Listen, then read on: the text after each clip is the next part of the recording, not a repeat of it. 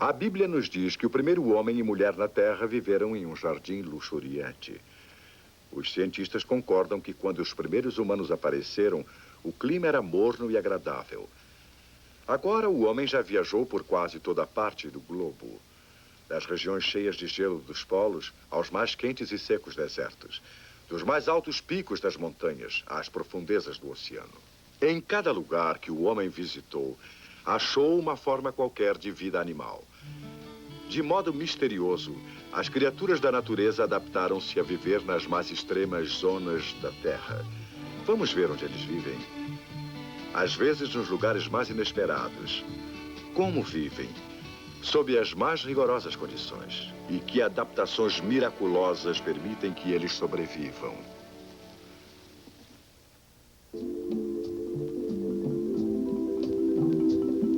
A sobrevivência é a única medida do sucesso no mundo natural. E na história das espécies, nem sempre a sobrevivência tem sido a regra geral. Contudo, no espectro de habitats que cobrem a Terra, do topo das árvores às suas raízes, ao mais fundo solo dos oceanos, 1.300.000 tipos diferentes de plantas e animais existem. Nenhum local é humilde demais, nenhum desafio esmagador demais, nenhum trabalho difícil demais, se de qualquer modo permitir que a vida animal proclame sua existência. E assim, há vida por toda a parte.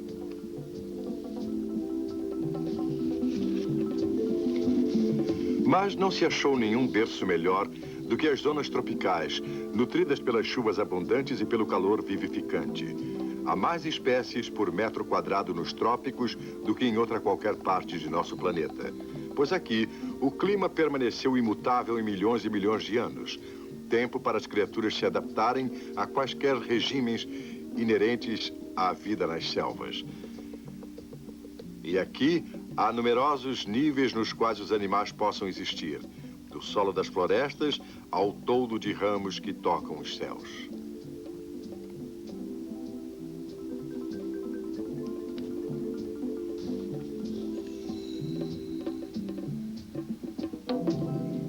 O caimão é a ponte entre os dois mundos, o da terra e o das águas. Nas árvores acima, a natureza orquestrou milhares de variações sobre o tema da vida nas alturas. O esquisito marsupial do Novo Mundo, o texugo pigmeu do Novo Mundo, escondem-se entre os galhos. Os macacos estão maravilhosamente adaptados à vida no alto. Graças aos polegares e dedos opostos, a maioria pode agarrar os ramos e mover-se facilmente por entre as árvores. Este habitat oferece comida, um local para dormir e proteção contra os predadores presos à terra. O aucari é a única espécie entre os macacos tropicais americanos que tem cauda curta. O resto, como esse sagui esperto, tem cauda longa, que eles usam para balançar-se quando trafegam pelo seu mundo de folhagem, o seu habitat.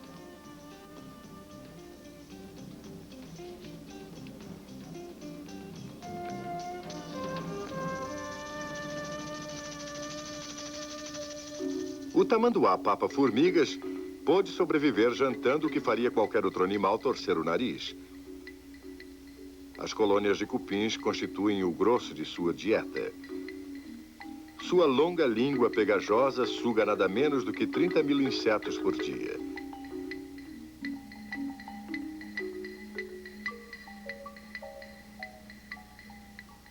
Sua parenta, a preguiça, é provável que seja a coisa mais parecida com câmera lenta que a natureza já inventou. Enquanto a maioria das criaturas anda com seus pés, a preguiça pendura-se neles. Mas neste local onde os olhos dos predadores estão alertas aos movimentos rápidos, a própria lentidão da preguiça a preservou. Sendo tudo o que o seu nome implica, a preguiça é, entretanto, firme de pés. Os cientistas acreditam agora que a lentidão dos seus movimentos é devida antes ao seu sistema nervoso do que aos seus músculos. De qualquer modo, ela aprendeu a ir devagar e sobreviver.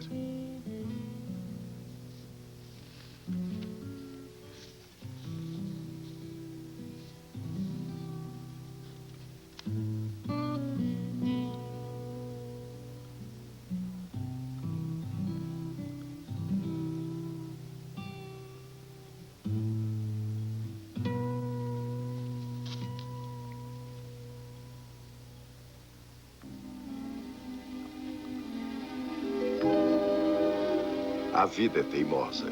Ela arranja refúgio por toda parte, em qualquer parte. Mesmo os mais escuros devãos do subsolo fornecem certas coisas selvagens e rijas. O guaxiaro é o único pássaro que se conhece vivendo em cavernas, tipos estranhos desenvolvidos em um mundo de eterna noite. E esses pássaros podem voar no escuro por um sistema de sonar interno. Assim também, o senhor deste submundo, o único mamífero voador do nosso planeta, o morcego. Mas mesmo em seus covis isolados, eles enfrentam um perigo mortal, pois se um morcego enfraquecido ou doente cair do seu puleiro, é imediatamente devorado por besouros comedores de carne.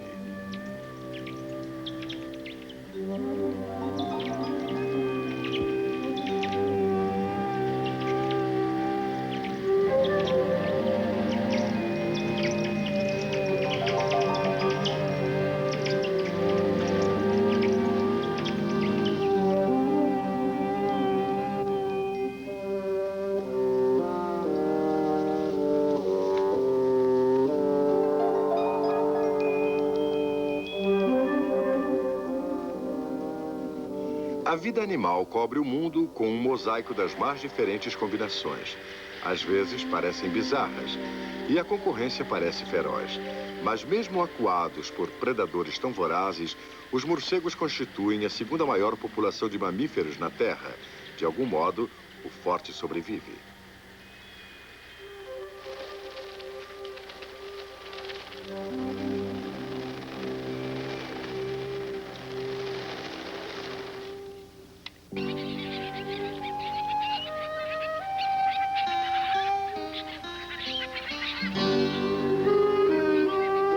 Estas são Las Islas Encantadas, um arquipélago remoto que os homens do mar chamam de Ilhas Encantadas.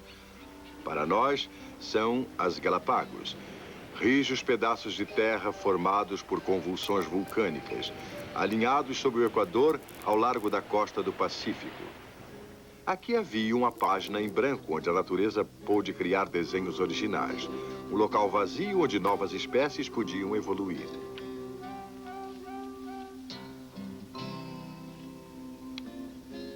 Trazida pelos ventos e correntes oceânicas, a vida animal achou o caminho para cá. Mas para sobreviver neste terreno árido e difícil, estes colonos tiveram de adaptar-se às condições diferentes e únicas que encontraram. Mas o seu sucesso foi tão grande que quando Charles Darwin visitou as Galápagos em 1835, notou variações na mesma espécie de animais de ilha para ilha. Em certas ilhas, por exemplo, as tartarugas das Galápagos tinham cascos que lhe permitem porem-se de papo para o ar para comerem. Em outras, onde as tartarugas alimentam-se no próprio terreno, suas carapaças eram de feitio diferente. Essas variações entre as coisas vivas semelhantes inflamaram na imaginação de Darwin a ideia de que eventualmente levou à sua radical teoria da evolução. Tinha visto um grupo de animais estranhos, criaturas que se desenvolveram para tornarem-se únicas na Terra. Tinham evoluído para combinar com o pouco que esta terra agreste tinha a oferecer. Para fincar pé no terreno desesperador, iguanas de terra desenvolveram a habilidade de digerir qualquer alimento vegetal, mesmo o normalmente incomível cactus espinhento de pera. Hoje, as iguanas de terra espalham-se do nível do mar a elevações vulcânicas 1 quilômetro distantes.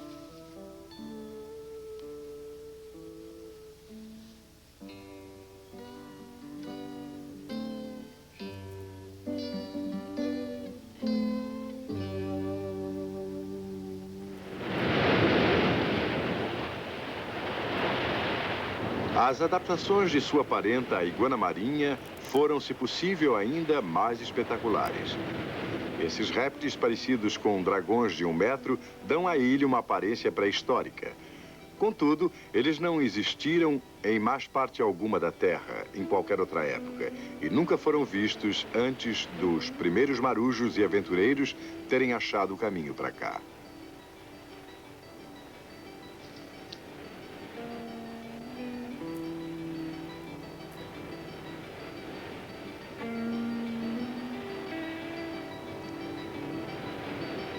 Não são grandes, mas dominam a paisagem, pois nenhum predador abriu caminho através dessa vasta expansão do oceano que separa as Galápagos de outras terras.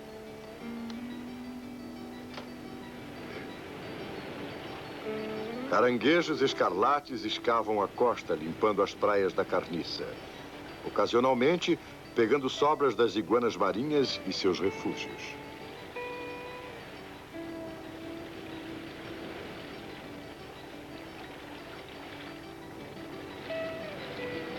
De todos os lagartos, apenas a iguana marinha adaptou-se ao mar. Quando havia pouco sustento em terra, ele mandou-se para a água. Aqui, alimenta-se de uma abundância de algas capaz de permanecer submerso por mais de 1 hora.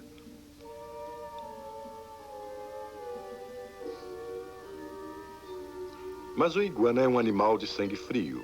E embora deva voltar à superfície para aquecer-se na temperatura da Terra de mais de 40 graus. Estas ilhas rochosas e isoladas já foram chamadas de vitrines da evolução, uma oficina onde a natureza provou que seus pupilos podem adaptar-se à vida nas mais extremas e incomuns condições.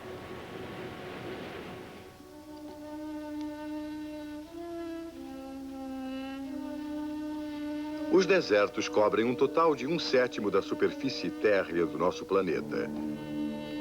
Abrasados pelo sol, varridos pelos ventos, sem água e desolados, essas proibitivas vastidões parecem completamente sem vida.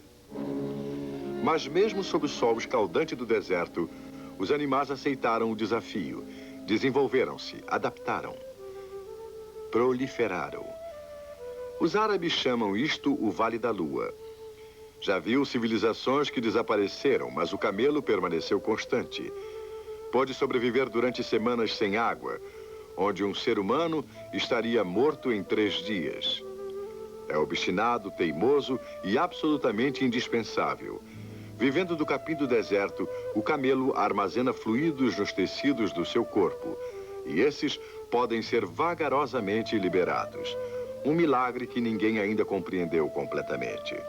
A famosa corcova do camelo é um depósito de emergência de gordura. Não um tanque-depósito de água, como geralmente se acredita, mas quando há falta d'água, o corpo do camelo pode realmente fabricá-la dessa gordura e do próprio ar que respira. O camelo é apenas uma maravilha do deserto, mas há outras, se souber onde procurar. Este é o local que os homens chamam de Vale da Morte. Com medo de suas inóspitas e enormes paragens, eles as batizaram de Garganta do Morto ou Desfiladeiro da Desolação.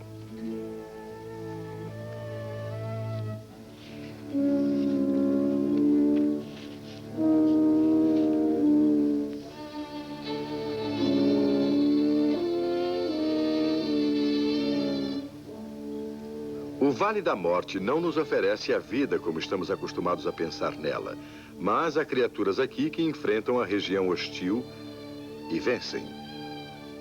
O minúsculo rato canguru pode viver na estação seca sem nunca beber água. Ele manufatura sua água internamente, das sementes secas que come. Para conservar a perda da água corporal pela evaporação, ele faz sua casa em um buraco frio e úmido por baixo da fornalha do solo do deserto.